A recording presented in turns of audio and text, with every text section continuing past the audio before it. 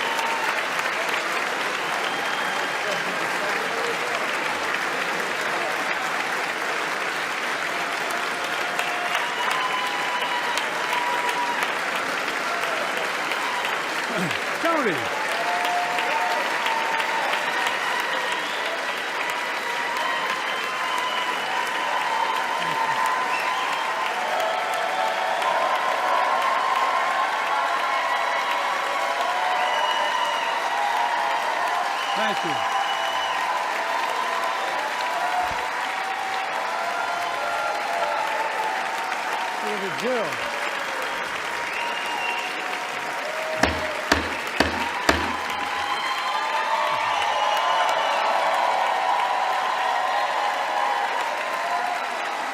Good evening.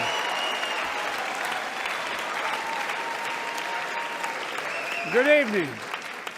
If I were smart, I'd go home now.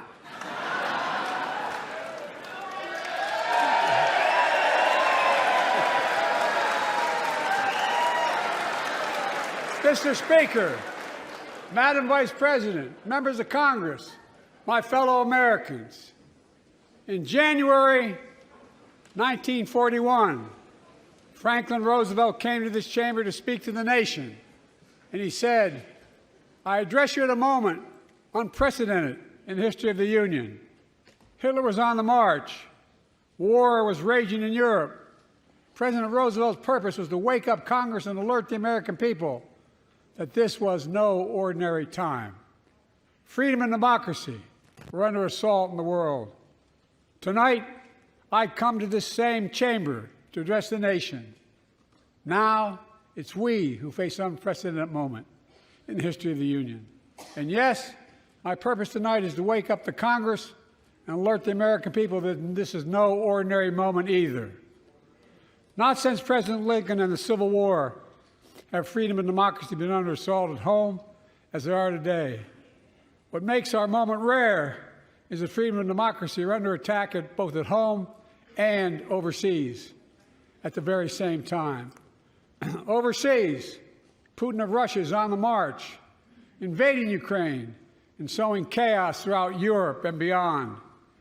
If anybody in this room thinks Putin will stop at Ukraine, I assure you he will not.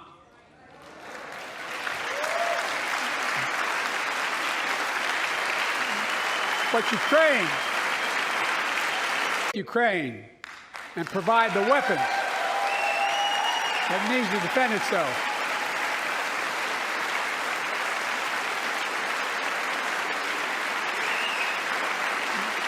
That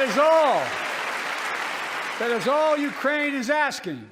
They're not asking for American soldiers. In fact, there are no American soldiers at war in Ukraine, and I'm determined to keep it that way.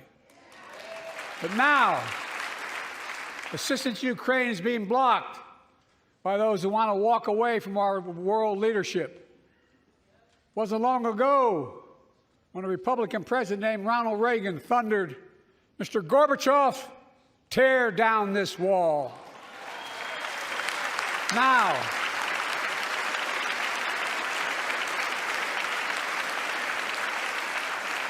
Now my predecessor, a former Republican president, tells Putin, quote, "Do whatever the hell you want." That's a quote. A former president actually said that, bowing down to a Russian leader. I think it's outrageous, it's dangerous, and it's unacceptable.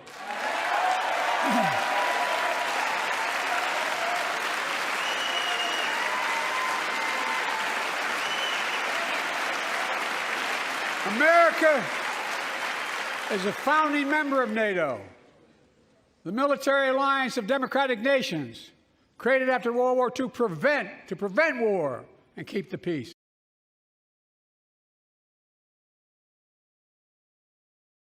Sweden officially joined, and their minister is here tonight. Can they stand up? Welcome.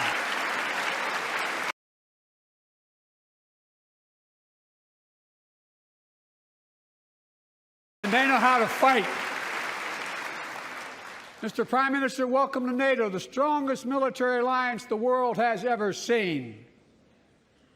I say this to Congress, we have to stand up to Putin. Send me a bipartisan national security bill. History is literally watching. History is watching. If the United States walks away, it will put Ukraine at risk. Europe is at risk. The free world will be at risk, emboldening others to do what they wish to do us harm. My message to President Putin, who I've known for a long time, is simple. We will not walk away.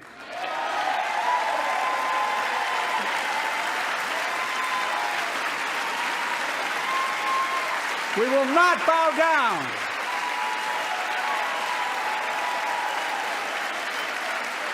I will not bow down. In a literal sense, history is watching. History is watching.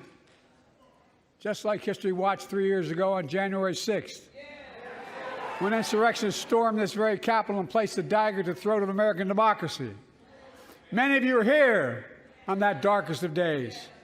We all saw with our own eyes the insurrectionists were not patriots. They'd come to stop the peace, to overturn the will of the people. January 6th lies about the 2020 election and the plots to steal the election posed a gravest threat to U.S. democracy since the Civil War. But they failed. Stood.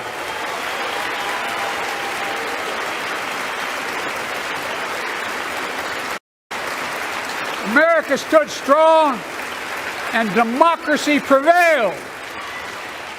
We must be honest. The threat to democracy must be defended.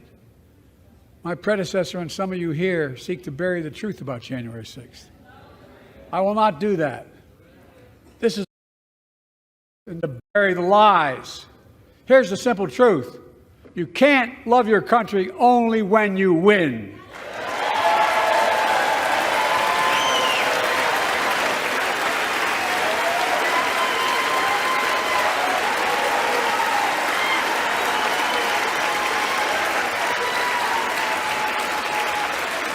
As I've done ever since being elected to office, I ask all of you without regard to party to join together and defend democracy. Remember your oath of office to defend all threats, foreign and domestic. Respect free and fair elections, restore trust in our institutions, and make clear political violence has absolutely no place in America, zero place.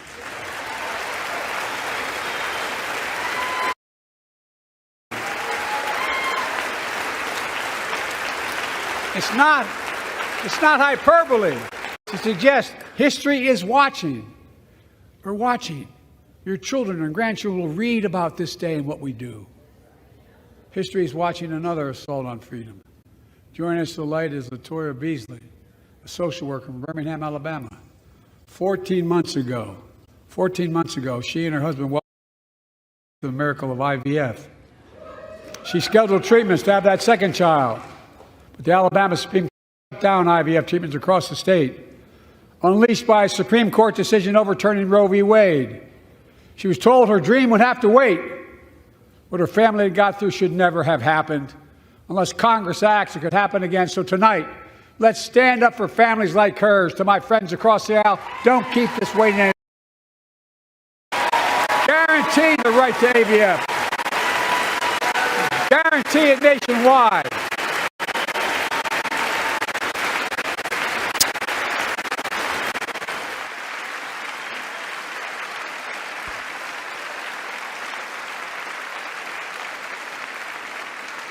Like most Americans, I believe Roe v. Wade got it right.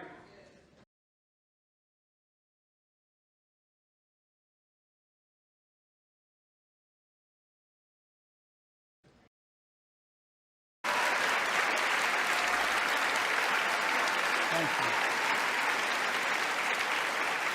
My predecessor came to office determined to see Roe v. Wade overturned. He's the reason it was overturned, and he brags about it. Look at the chaos that has resulted. Joining us tonight is Kate Cox, the wife and mother from Dallas. She's become pregnant again and had a fetus of a fatal condition. Her doctor told Kate that her own life and her ability to have children in the future were at risk if she didn't act.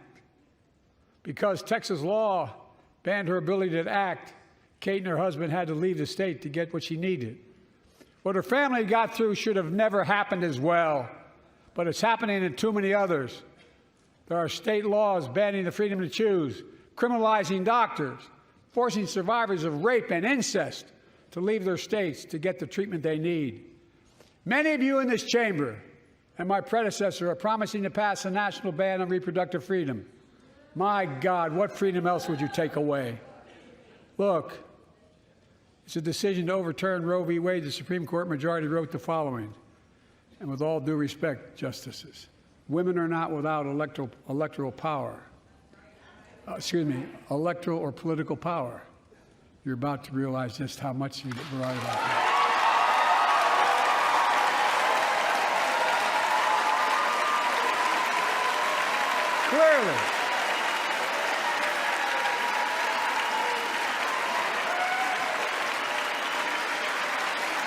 Clearly,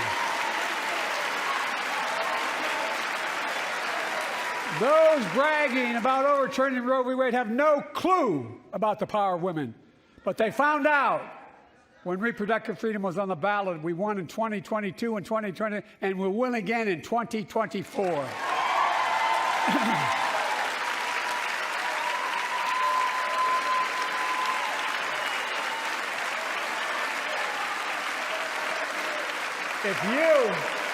If you, the American people, send me a Congress that supports the right to choose, I promise you, I'll restore Roe v. Wade as the law of the land again.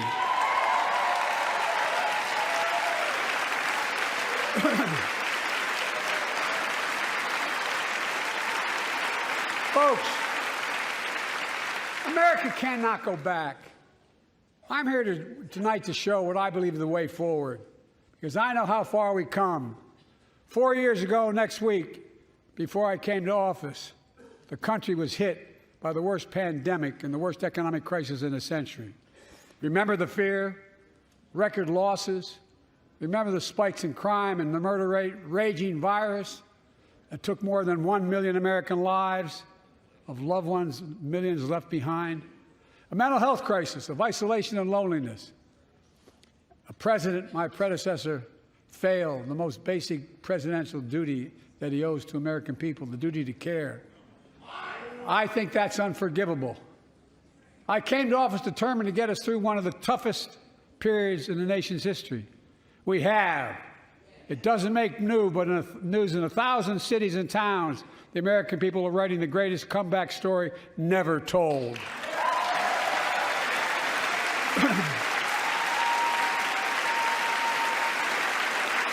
So let's tell the story here. Tell it here and now. America's comeback is building the future of American possibilities, building an economy from the middle out and the bottom up, not the top down, investing in all America, in all Americans, to make sure everyone has a fair shot, and we leave no one behind. The pandemic no longer controls our lives. The vaccines that saved us from COVID are now being used to beat cancer, turning setback into comeback. That's what America does. That's what America does.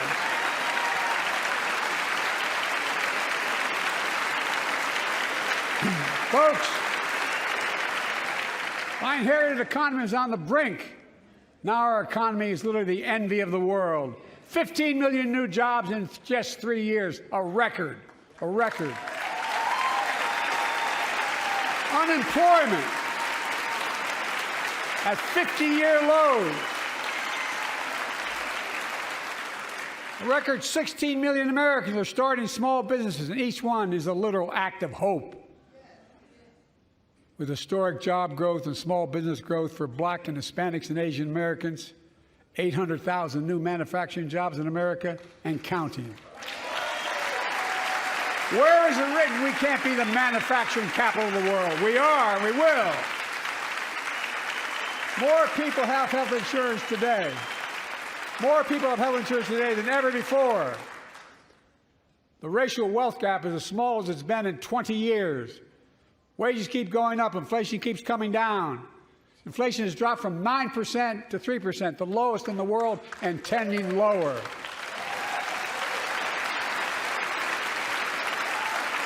The landing is and will be soft.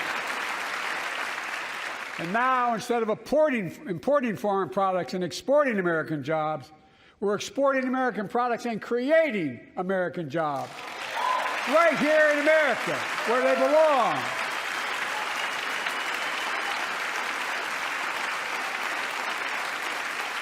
And it takes time, but the American people are beginning to feel it. Consumer studies show consumer confidence is soaring. Buy America has been the law of the land since the 1930s. Past administrations, including my predecessor, including some Democrats as well in the past, failed to buy American. Not anymore. On my watch, federal projects that you fund, like helping build American roads, bridges, and highways, will be made with American products and built by American workers.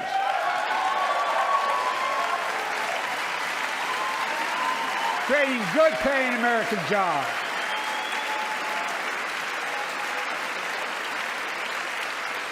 And thanks to our CHIPS and Science Act, the United States is investing more in research and development than ever before. During the pandemic, a shortage of semiconductors, chips, that drove up the price of everything from cell phones to automobiles. And by the way, we invented those chips right here in America. Well, instead of having to import them, private companies are now investing billions of dollars to build new chip factories here in America, creating tens of thousands of jobs. Many of those jobs paying $100,000 a year and don't require a college degree.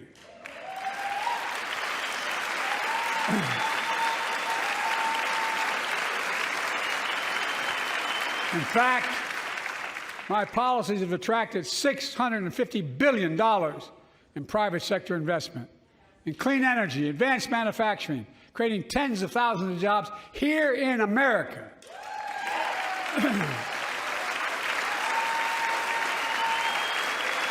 And thanks to our bipartisan infrastructure law, 46,000 new projects have been announced all across your communities. And by the way, I noticed some of you strongly voted against it, or they're cheering on that money coming in. I like it. I'm with you. I'm with you. If any of you don't want that money in your district, just let me know. Modernizing our roads and bridges, ports and airports, public transit systems. Removing poisonous lead pipes so every child can drink clean water without risk of brain damage.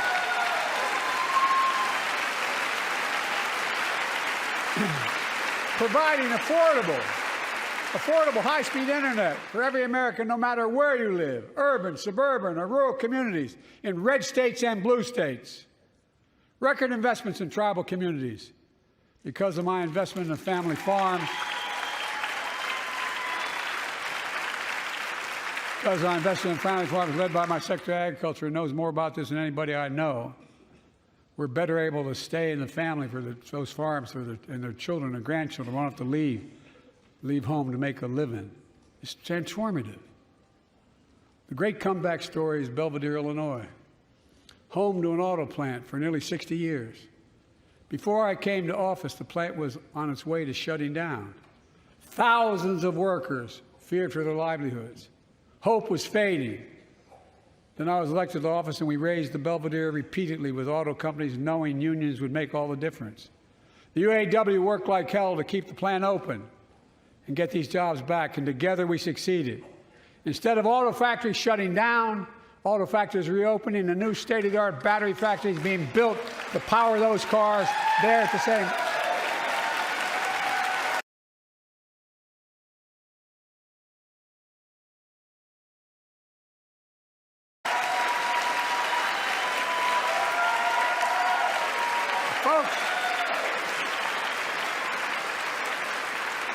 The folks of Belvedere, I say, instead of your town being left behind, your community is moving forward again, because instead of watching auto jobs of the future go overseas, 4,000 union jobs with higher wages are building the future in Belvedere right here in America.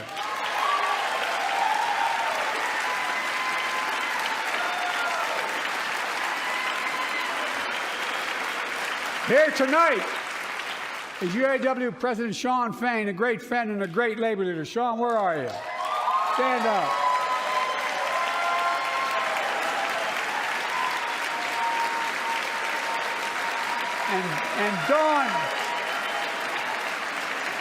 And Dawn Sims, a third-generation worker, UAW worker at Belvedere. Shawn, I was proud to be the first president to stand on the picket line, and today, Dawn has a good job in her hometown, providing stability for her family and pride and dignity as well. Showing once again, Wall Street didn't build America. They're not bad guys. They didn't build it, though. The middle class built the country, and unions built the middle class.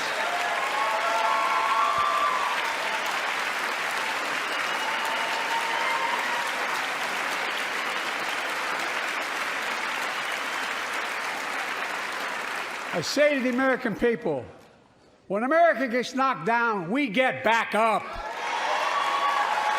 We keep going. That's America.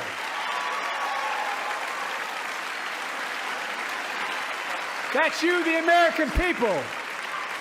It's because of you America's coming back. It's because of you our future is brighter. It's because of you that tonight we can proudly say the state of our union is strong and getting stronger.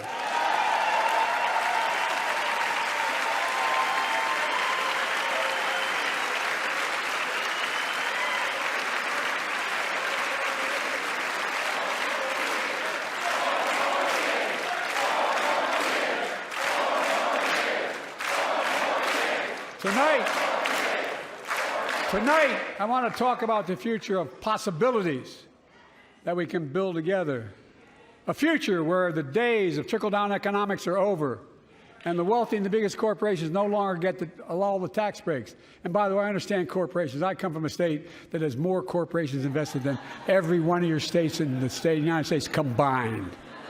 And I represented it for 36 years. I'm not anti-corporation, but I grew up in a home where trickle-down economics didn't put much on my dad's kitchen table. That's why I determined to turn things around so middle class does well. When they do well, the poor are way up and the wealthy still do very well. We all do well. And there's more to do to make sure you're feeling the benefits of all we're doing. Americans pay more for prescription drugs than anywhere in the world. It's wrong, and I'm ending it.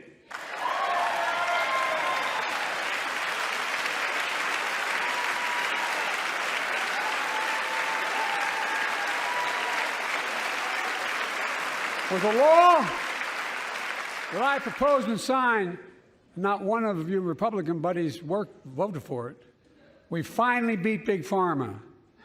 Instead of paying $400 a month or thereabouts for insulin with diabetes, and it only costs $10 to make, they only get paid $35 a month now and still make a healthy profit. And I want to, but what to do next? I want to cap the cost of insulin at $35 a month for every American who needs it. Everyone.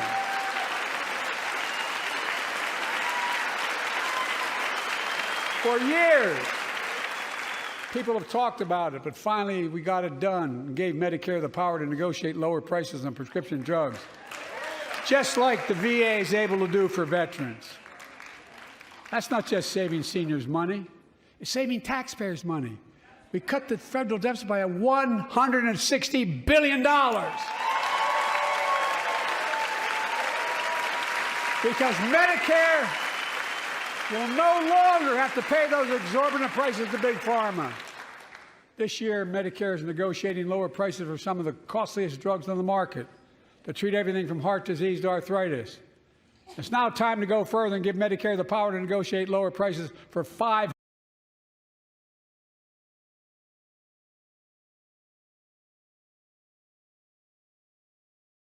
$200 billion. Starting next year, the same law caps total prescription drug costs for seniors on Medicare at $2,000 a year, even for expensive cancer drugs that cost $10,000, $12,000, $15,000. Now I want to cap prescription drug costs at $2,000 a year for everyone. Folks, I'm going to get in trouble for saying that, but if you want to get an Air Force One and fly to Toronto, Berlin, Moscow, well, even Moscow, probably. And bring your prescription with you, and I promise you I'll get it for you for 40% the cost you're paying now. Same company, same drug, same place. Folks, the Affordable Care Act, the old Obamacare, is still a very big deal.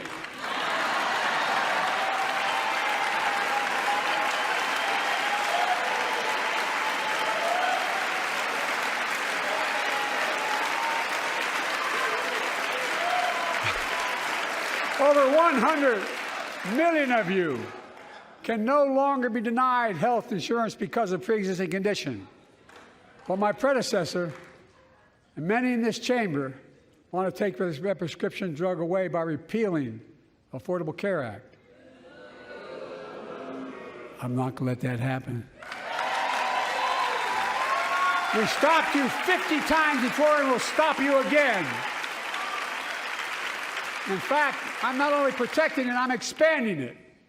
The enacted tax credits of $800 per person per year reduce health care costs for millions of working families. That tax credit expires next year. I want to make that savings permanent.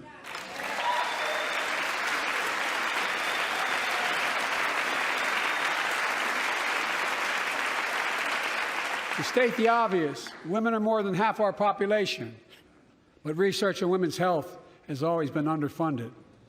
That's why we're launching the first ever White House initiative on women's health research, led by Jill, doing an incredible job as First Lady.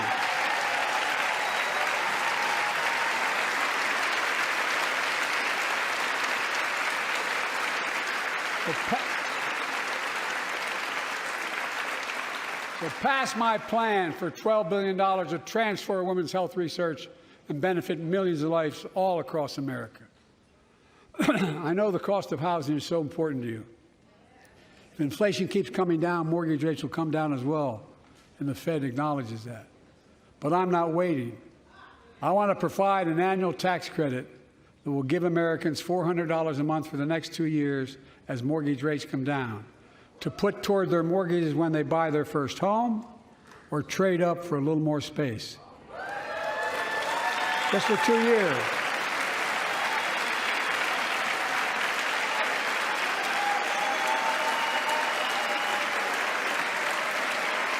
And my administration is also eliminating title insurance on federally backed mortgages.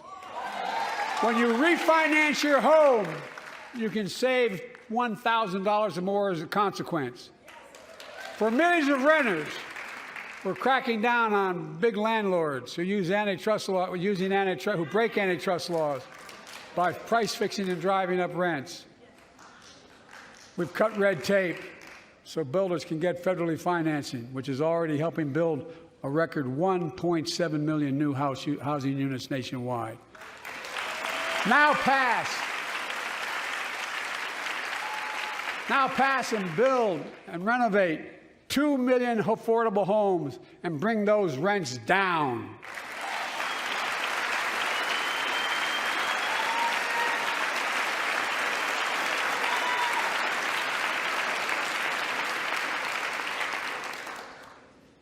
To remain the strongest economy in the world, we need to have the best education system in the world.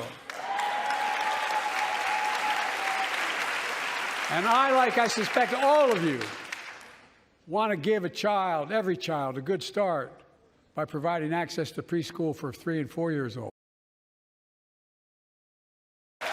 You know, I think I pointed out last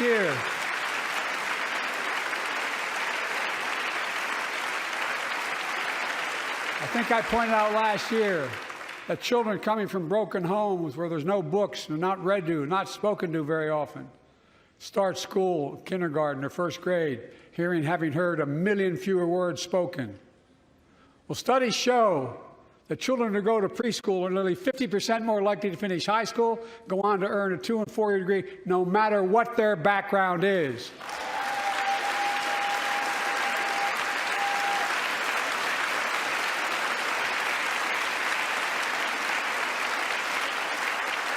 I met a year and a half ago with the leaders of the Business Roundtable. They were mad that they were angry. I think, well, they were discussing why I wanted to spend money on education. I pointed out to them as vice president, I met with over 182 of those folks. Don't hold me to the exact number. And I asked them what they need most, the CEOs. And you've had the same experience on both sides of the aisle. They say a better educated workforce, right? So I looked at them, and I say, I come from Delaware. DuPont used to be the 8th largest corporation in the world. And every new enterprise they bought, they educated the workforce to that enterprise. But none of you do that anymore. Why are you angry with me providing you the opportunity for the best educated workforce in the world? And they all looked at me and said, I think you're right. I want to expand high-quality tutoring and summer learning to see that every child learns to read by 3rd grade.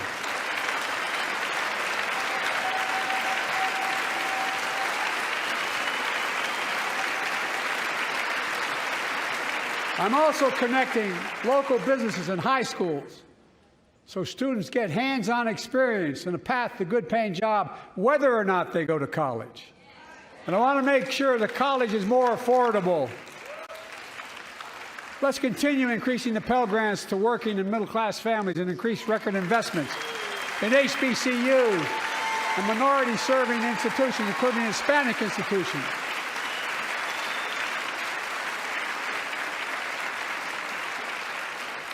And I was told I couldn't universally just change the way in which we dealt with student loans. I fixed 2 student loan programs that already existed to reduce the burden of student debt for nearly 4 million Americans, including nurses, firefighters, and others in public service. Like Keenan Jones, a public educator from Minnesota, who's here with us tonight. Keenan, where are you? Keenan, thank you. He's educated hundreds of students so they can go to college. Now he's able to help, after debt forgiveness, get his own daughter to college.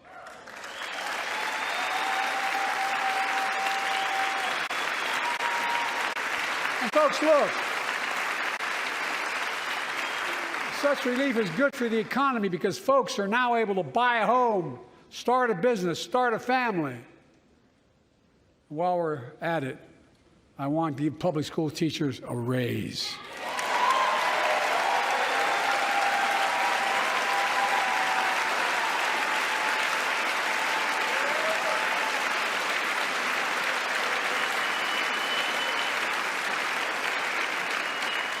By the way, the first couple of years, we cut the deficit. Now, let me speak to the question of fundamental fairness for all Americans. I've been delivering real results in fiscally responsible ways. We've already cut the federal deficit. We've already cut the federal deficit over $1 trillion. I signed the bipartisan deal to cut another $1 trillion in the next decade. It's my goal to cut the federal deficit another $3 trillion by making big corporations and the very wealthy finally beginning to pay their fair share.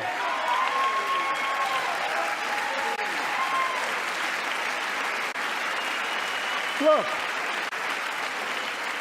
I'm a capitalist. If you want to make or can make $1 million or millions of bucks, that's great. Just pay your fair share in taxes.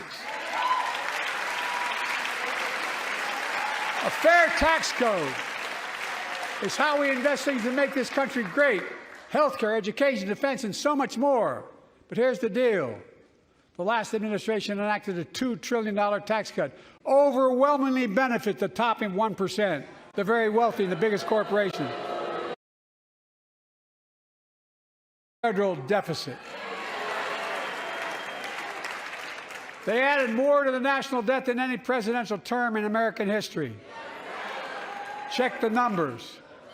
Folks at home, does anybody really think the tax code is fair? No. Do you really think the wealthy and big corporations need another $2 trillion tax break? No.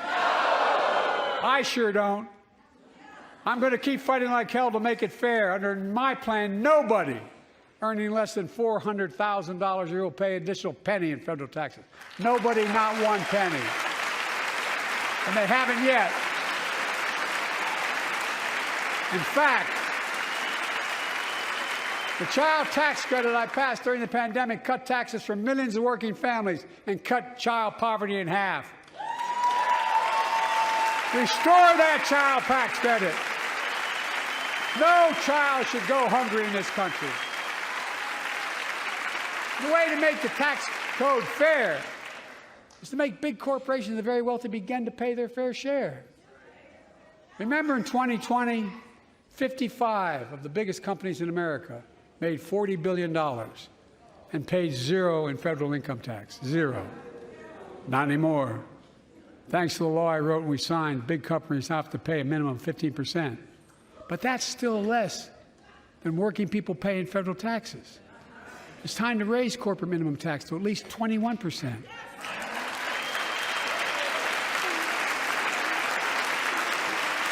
So every big corporation finally begins to pay their fair share. I also want to end tax breaks for big pharma, big oil, private jets, massive executive pay when it's only supposed to be $1 million that could be deducted. They can pay them $20 million if they want, but deduct $1 million. End it now. You know, there are 1,000 billionaires in America.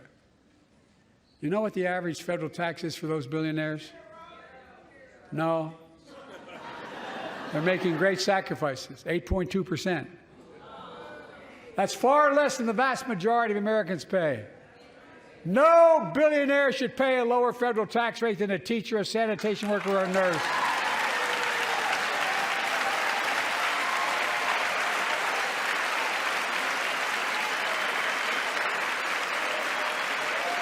I propose a minimum tax for billionaires of 25%, just 25%. You know what that would raise? That would raise $500 billion over the next 10 years. And imagine what that could do for America. Imagine a future with affordable child care. Millions of families can get what they need to go to work to help grow the economy. Imagine a future with paid leave, because no one should have to choose between working and taking care of their sick family member. Imagine the future of home care and elder care, and people living with disabilities so they can stay in their homes and family caregivers can finally get the pay they deserve. Tonight, let's all agree once again to stand up for seniors. Many of my friends on the other side of the aisle want to put Social Security on the chopping block. If anyone here tries to cut Social Security or Medicare or raise the retirement age, I will stop you.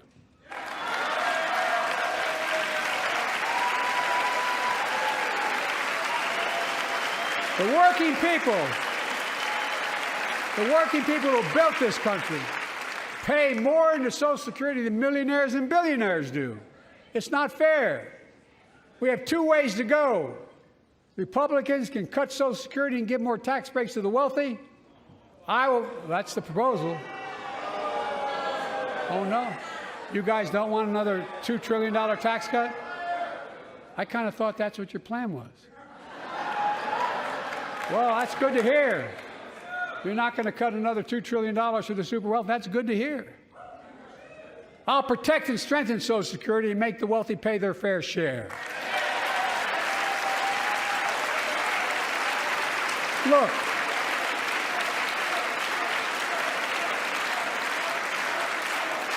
too many corporations raise prices to pad their profits, charging more and more for less and less. That's why we're cracking down on corporations that engage in price gouging and deceptive pricing, from food to health care to housing. In fact, the snack companies think you won't notice if they change the size of the bag. Same size bag, put fewer chips in it. No, I'm not joking. It's called shrinkflation. Pass Bobby Casey's bill and stop this. I really mean it.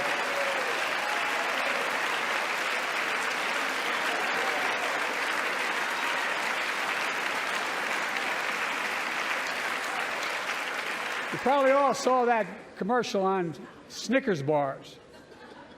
You get charged the same amount, and you got about, I don't know, 10% fewer Snickers in it. Look, I'm also getting rid of junk fees. Those hidden fees at the end of your bill that are there without your knowledge. My administration announced we're cutting credit card late fees from $32 to $8.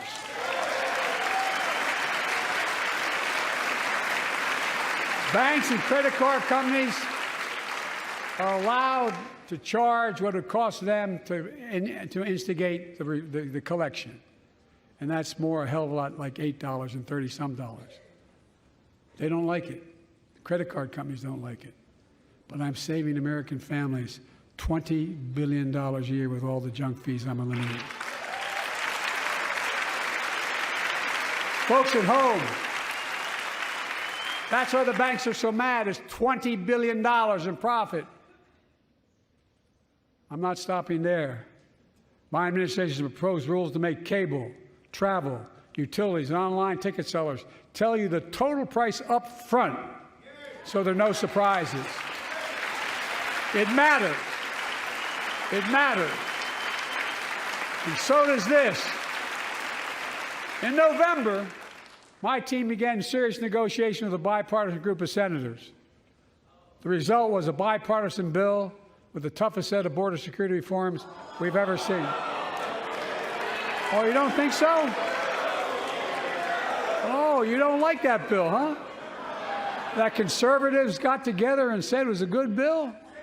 I'll be darned. That's amazing. That bipartisan bill would hire 1,500 more security agents and officers, 100 more immigration judges to help tackle the backload of 2 million cases, 4,300 more asylum officers, and new policies so they can resolve cases in 6 months instead of 6 years now.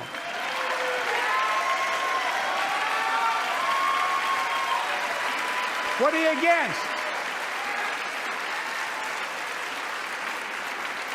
100 more high-tech drug detection machines to significantly increase the ability to screen and stop vehicles smuggling fentanyl into America. That's killing thousands of children. This bill would save lives and bring order to the border. It will also give me and any new president new emergency authority to temporarily shut down the border when the number of migrants at the border is overwhelming. The Border Patrol Union has endorsed this bill. The Federal Chamber of Commerce is, yeah. You're saying low. Look at the facts. I know you know how to read.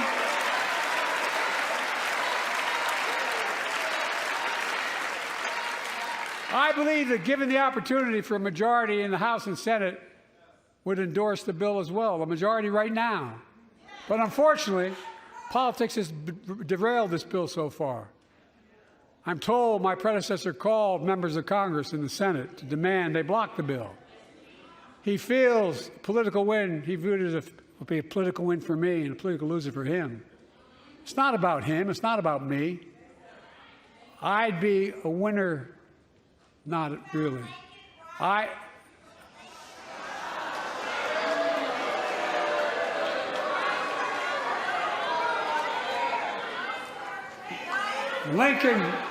Lincoln Riley, an innocent young woman who was killed by an illegal. That's right. But how many of thousands of people being killed by illegals? To her parents, I say, my heart goes out to you, having lost children myself. I understand. But look, if we change the dynamic at the border, people pay these smugglers $8,000 to get across the border because they know if they get by and let into the country, it's 6 to 8 years before they have a hearing. And it's worth taking the chance of the $8,000. But if it's only 6 weeks,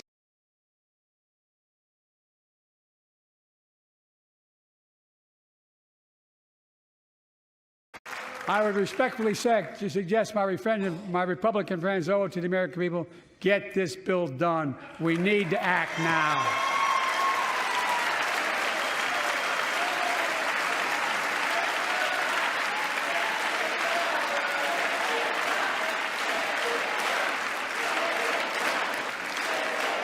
And if my predecessor is watching, instead of paying politics and pressuring members of Congress to block the bill, join me in telling the Congress to pass it. We can do it together. But that's what here's what he will not do. I will not demonize immigrants saying they are poison in the blood of our country. I will not separate families. I will not ban their faith.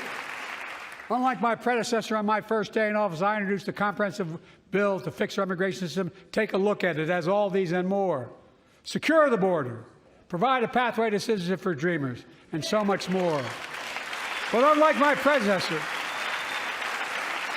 I know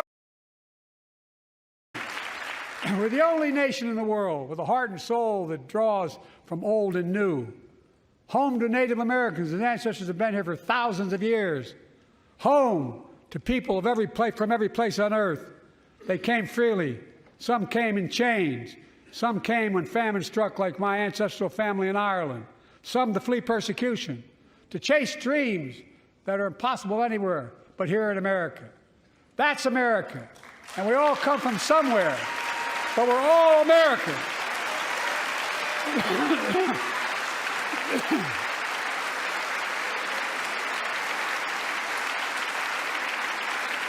Look, folks,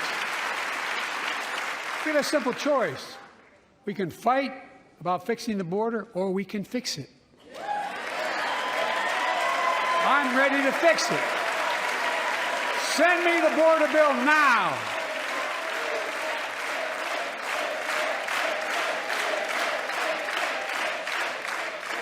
A transformational moment in history happened 59 years ago today in Selma, Alabama. Hundreds of foot soldiers for justice marched across the Edmund Pettus Bridge, named after the Grand Dragon of the Ku Klux Klan, to claim their fundamental right to vote. They were beaten, they were bloody, and left for dead. Our late friend and former colleague John Lewis was on that march.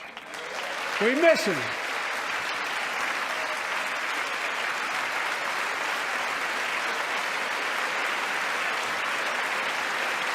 But joining us tonight are other a gallery and on the floor, including Betty Mae Fikes, known as the voice of Selma, the daughter of gospel singers and preachers. She sang songs of prayer and protest on that bloody Sunday to help shake the nation's conscience. 5 months later, the Voting Rights Act passed and was signed into law.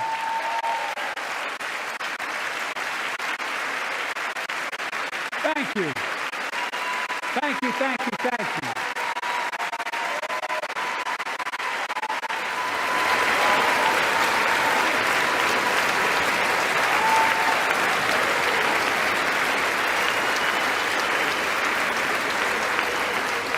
But 59 years later, there are forces taking us back in time.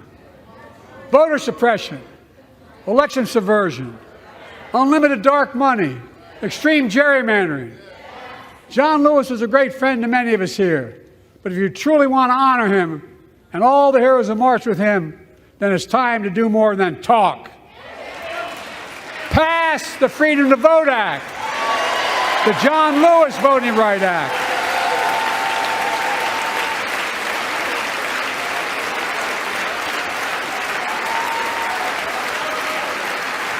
And stop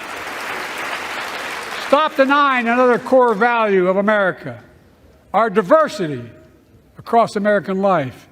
Banning books, it's wrong. Instead of erasing history, let's make history. I want to protect Equality Act. And my message to transgender Americans, I have your back.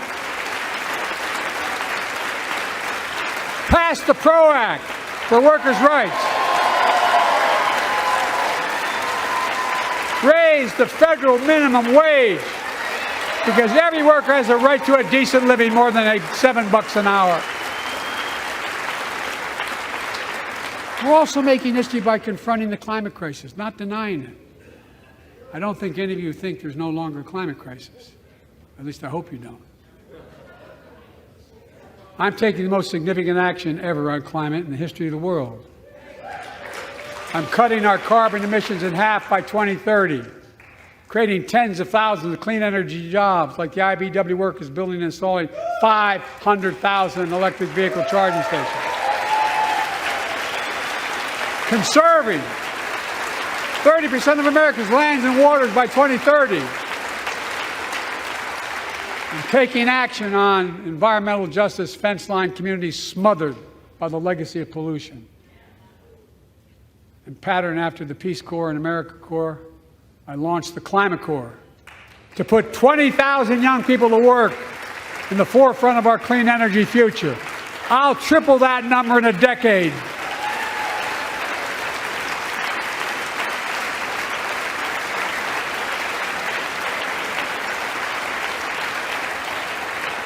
To state the obvious, all Americans deserve the freedom to be safe.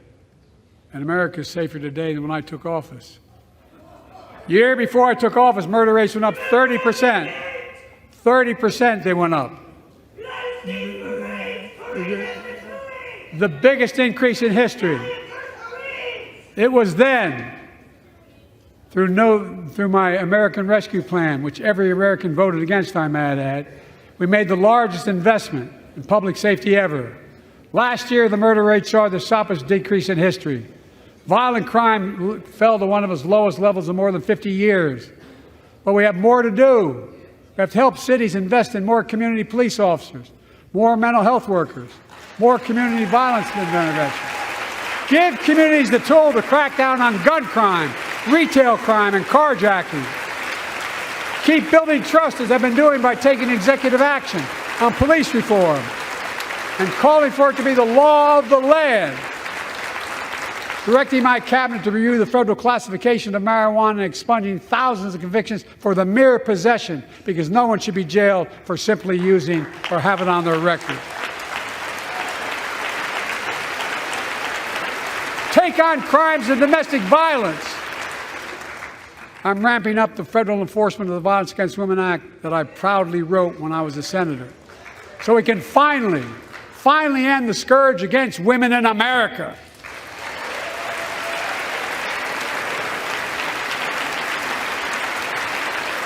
There are other kinds of violence I want to stop. With us tonight is Jasmine, whose 9-year-old sister Jackie was murdered with 21 classmates and teachers in elementary school in Uvalde, Texas. Very soon after that happened, Jill and I went to Uvalde for a couple of days. We spent hours and hours with each of the families. We heard their message, so everyone in this room, in this chamber, could hear the same message. The constant refrain, and I was there for hours meeting with every family. They said, do something. Do something.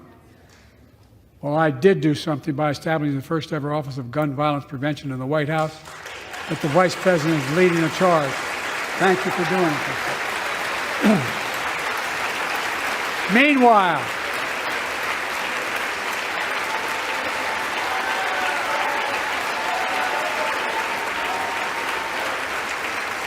Meanwhile, my predecessor told the NRA he's proud he did nothing on guns when he was president. Oh. After another shooting in Iowa recently, he said, when asked what to do about it, he said, just get over it. There's his quote, just get over it. I say, stop it.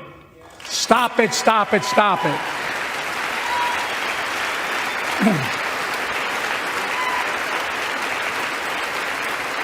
I'm proud we beat the NRA when I signed the most significant gun safety law in nearly 30 years because of this Congress.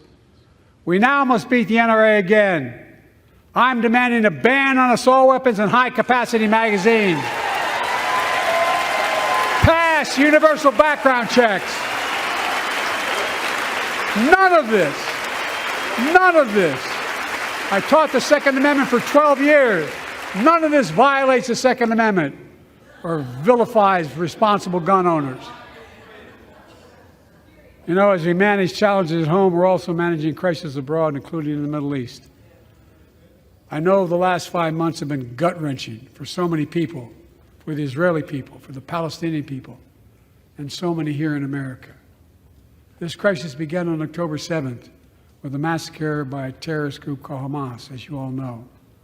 1,200 innocent people, women and girls, men and boys, slaughtered after enduring sexual violence.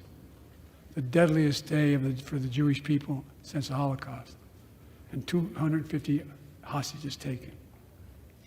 Here in this chamber tonight are families whose loved ones are still being held by Hamas. I pledge to all the families that we will not rest until we bring every one of your loved ones home. We also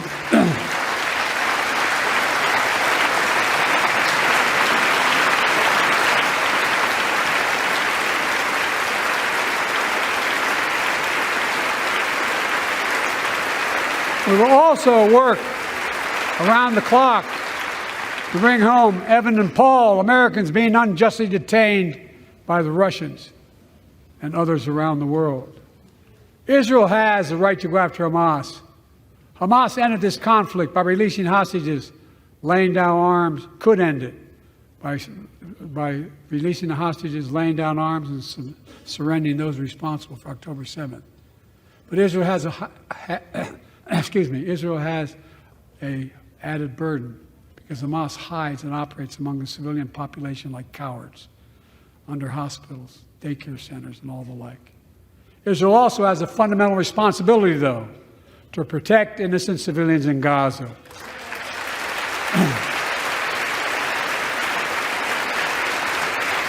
This war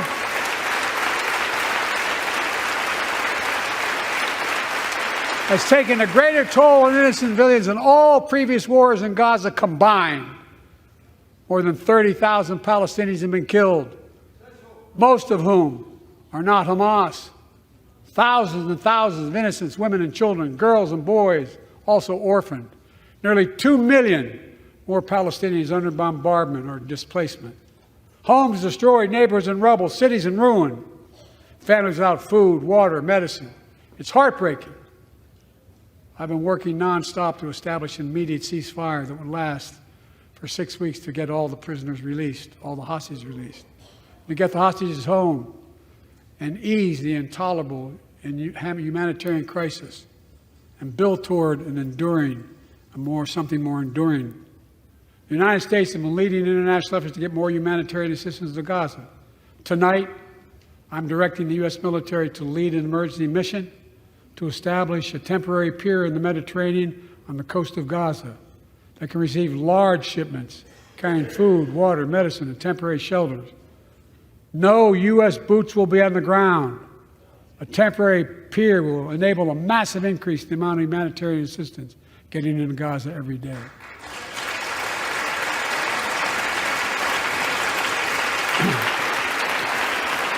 And Israel must do its part. Israel must allow more aid into Gaza to ensure humanitarian workers aren't caught in the crossfire. And they're announcing they're going to have a crossing in northern Gaza. To the leadership of Israel, I say this: humanitarian assistance cannot be a secondary consideration or a bargaining chip. Protecting and saving innocent lives has to be a priority. As we look to the future, the only real solution to the situation is a two-state solution over time.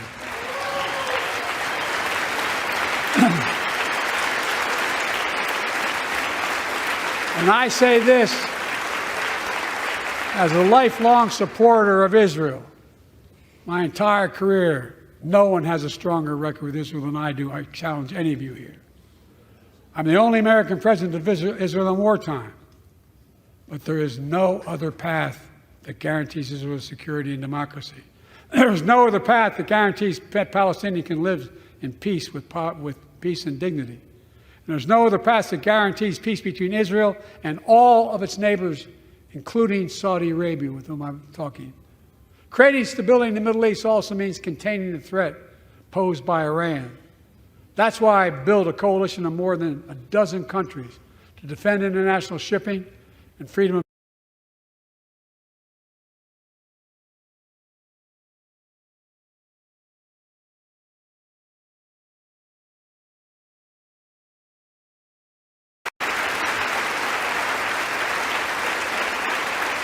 For years, I've heard many of my Republican and Democratic friends say that China is on and America is falling behind. They've got it backwards. For over 4 years, even when I wasn't president. America's rising.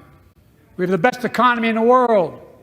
And since I've come to office, our GDP is up, our trade deficit with China is down to the lowest point in over a decade. And we're standing up against China's unfair economic practices. We're standing up for peace.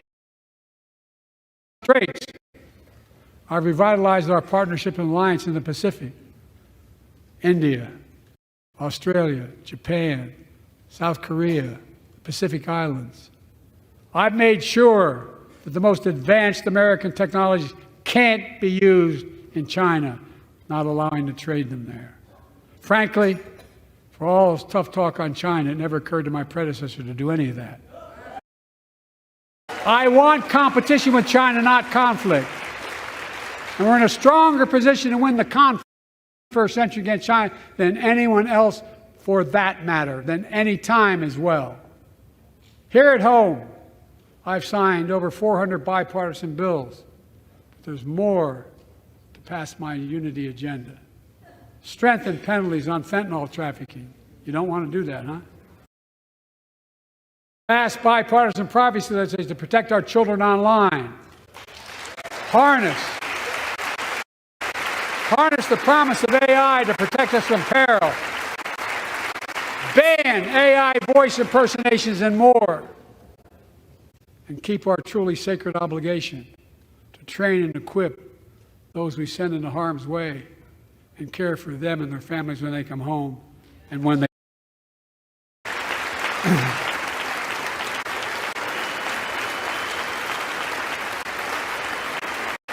That's why the song Support and Help of Dennis and the VA, I signed the PACT Act. One of the most significant laws ever, helping millions of veterans exposed to toxins who now are battling more than 100 different cancers. Home. But we owe them and their families support.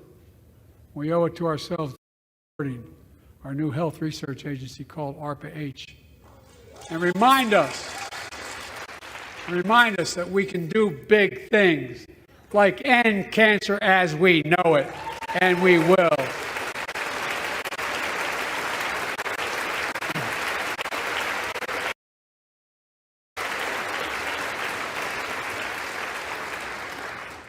Let me close with this.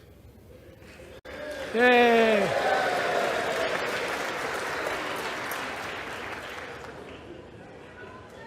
I know you don't want to hear any more, Lindsay, but I got to say a few more things. I know it may not look like it, but I've been around a while. When you get to be my age, certain things. I know the American story. Again and again, I've seen the contest between competing battle for the soul of our nation, between those who want to pull America back to the past and those who want to move America into the future. My lifetime has taught me to embrace freedom and democracy, a future based on core values that have defined America: honesty, decency, to respect everyone, to give everyone a fair shot, to give hate no safe harbor. Now, other people my age see it differently. The American story of resentment, revenge, and retribution, that's not me. I was born amid World War II, when America stood for the freedom of the world.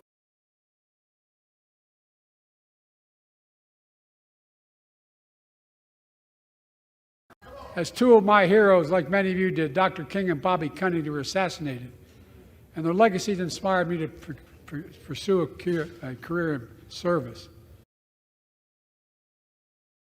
I left the law firm and became a public defender because my city of Wilmington was the only city in America occupied by the National Guard after Dr. King was assassinated because of the riots. And I became a county councilman almost by accident. I got elected to the United States Senate when I had no intention of running at age 29. Then vice president to our first black president. Now president to the first women vice president.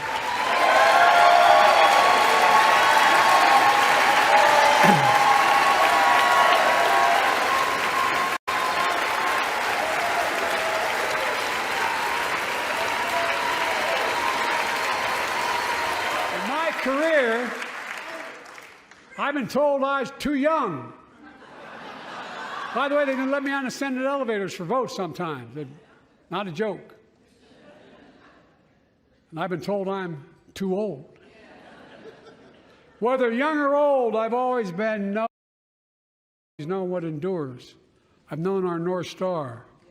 The very idea of America is that we're all created and deserves to be treated equally throughout our lives. We've never fully lived up to that idea, but we've never walked away from it either. And I won't walk away from it now. I'm optimistic. I really am. I'm optimistic, Nancy.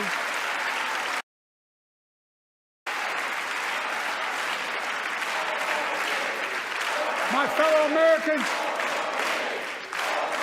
the issue facing our nation isn't how old we are, it's how old are our ideas.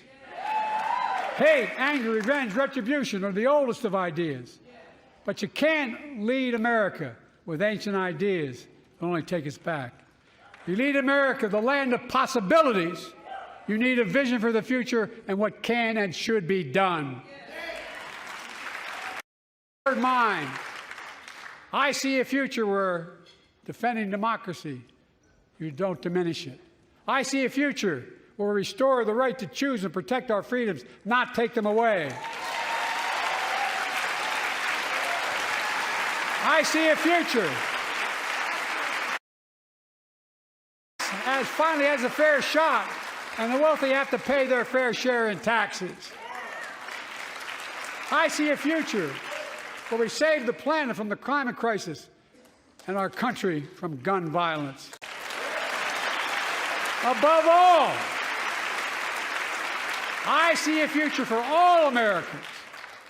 I see a country for all Americans. And I will always Americans, because I believe in America. I believe in you, the American people. And we've never been more optimistic about our future than I am now. So let's build the future together. Let's remember who we are. We are the United States of America. And there is nothing beyond our capacity when we act together. May God protect our troops. Thank you, thank you, thank you.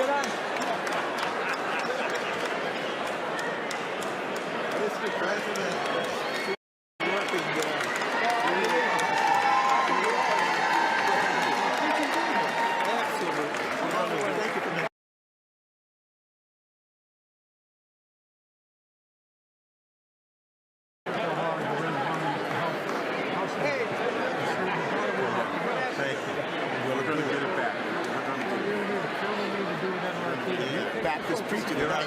I'll tell you what. You were the Baptist preacher tonight. I'll tell you what Jim Eason once said to me. He said, what did old Jim Eason do for you, dull alarm? I said, Mr. Chairman, someplace you'd help and someplace you'd hurt. He looked at me and said, I'll come and campaign for you again. Whichever helps you. Come on now.